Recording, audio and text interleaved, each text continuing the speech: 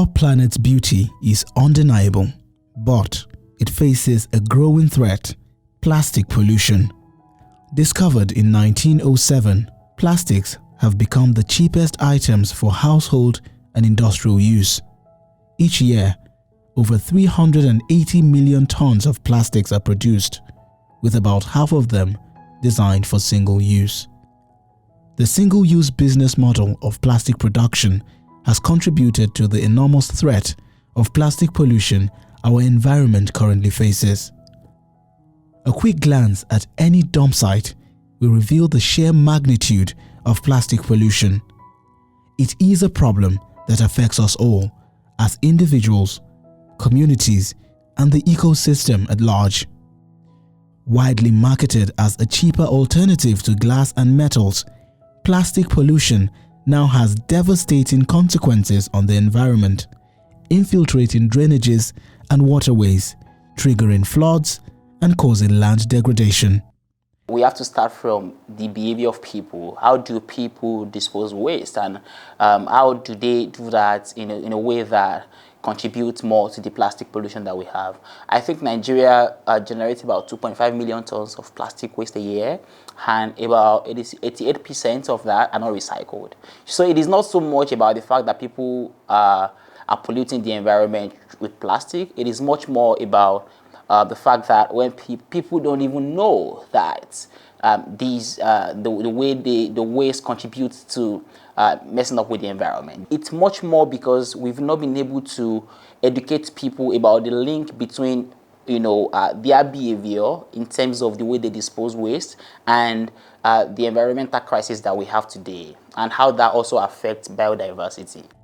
Ignorance and weak environmental policies have been identified as the contributing factors to these crises. Experts call for local solutions to address the plastic problem. In this report, we will explore innovative and indigenous solutions that are leading the way in breaking the plastic barrier and paving the path to a sustainable environment. We visited 3 startups where indigenous knowledge of waste to wealth has been embraced as a solution to plastic pollution. We also witnessed the partnerships that are driving change. Since 2018, the team at EcoBarter has committed to solving the plastic problem in their community. They collect plastic waste and fashion them into other usable and viable products. The team, consisting of young individuals, actively empowers internally displaced women with the knowledge to create these products on their own. EcoBarter's resilience and creative art has removed over 400 metric tons of plastics from the environment. We work with our community of internally displaced women, where they use local methods to transform this waste that we collect from household, to transform them to lifestyle products. So we use the traditional method where we use traditional looms, they call them looms, where these women, they shred this plastic waste, especially nylon leathers, plastic bags, where they're able to use them to produce more lifestyle products. So they weave them, they knit them. So we have the machines, we have an operations yard where these women come together like twice a week, and then they make them into plabricks. We call them plabricks instead of fabrics. So since they are made from plastic, we call them plabricks. So then when they make this product, they're able to fashion them into different lifestyle products like bags, we have shoes, we have praying mats and all other products. So with these products they make, we help them to market them on our EcoBarter marketplace. We have an eco-friendly marketplace where they're able to sell this product, and then they use it to build their lives back. School children also benefited from this knowledge transfer. Ecocykle, another hub of environmental innovators, is working closely with schools to meet their social needs using environmentally friendly solutions. So we provide waste management services, and we are also into environmental education, where we school basically secondary school students and also community students on the best environmental practices and also effective waste management practices. The most recent solution we have is our PET bottle eco-friendly structure, which is a toilet structure that we used about 6,500 PET bottles to build a toilet, a double compartment for male and female in a community school in Nyanyabagi, Nasarawa State. It's a school which is faced with open defecation.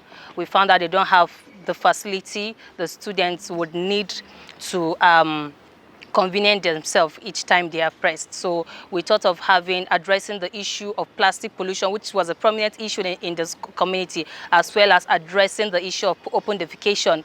With organizations like Ecocykle, school children are now making a difference.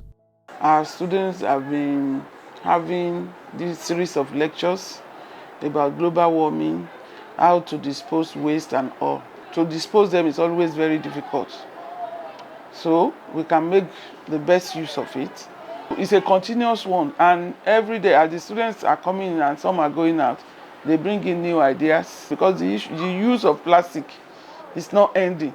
So the student must continue to bring out ideas of how to use it.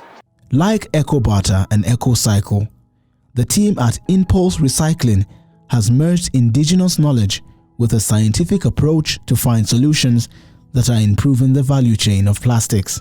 So it's essential to infuse scientific knowledge with indigenous approach because it makes you more appealing to the external environment, to investors, stakeholders as well. So when you have you take high value to your data for waste management, you involve technology as well to either record data, store, save, transmit, or just host it on the web.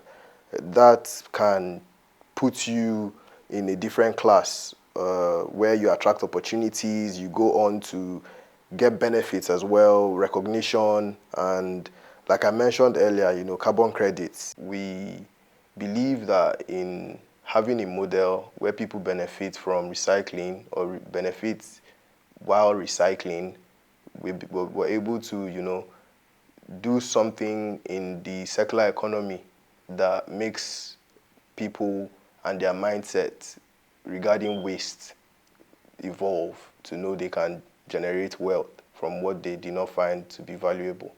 We have a product I would call this a product called residential recycling, where we want to go into the environment, pick locations, educate them on plastic recycling, empower them with some, items, bags and whatnot to just separate their waste plastic.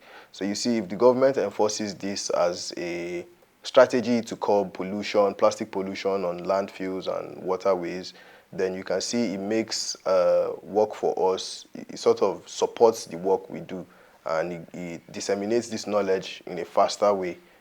The Nigerian government recognizes the importance of indigenous solutions and provides support to implement them on a larger scale. The theme of the year is Beat Plastic Pollutions, with the hashtag solutions to plastic pollution.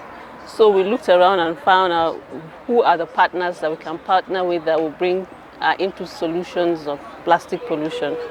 Number one, on the board on its own, we have a program we've started a long time ago, segregation of waste at source.